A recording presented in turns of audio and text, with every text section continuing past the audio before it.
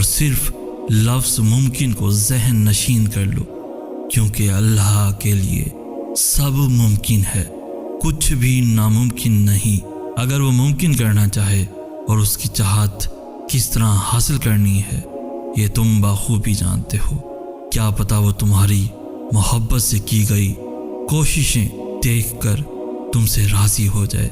बिल्कुल मुमकिन है कि तुम्हारी अश्क बार फरियादें उसके मान जाने की नवीद ले आएं। मुमकिन है कि इस बार तुम्हारी दुआओं पर कुन फरमा दिया जाए। मुमकिन है कि अल्लाह को तुम्हारा अपनी जानिब बढ़ना इस कदर पसंद आ जाए। मोहब्बत वो है जो मुसीबत में हौसला बन जाती है।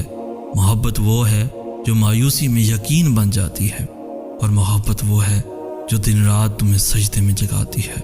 मोहब्बत तो वो है जो हर रोज़ तुम्हें तहज्जुद में जगाती है। मोहब्बत तो वो है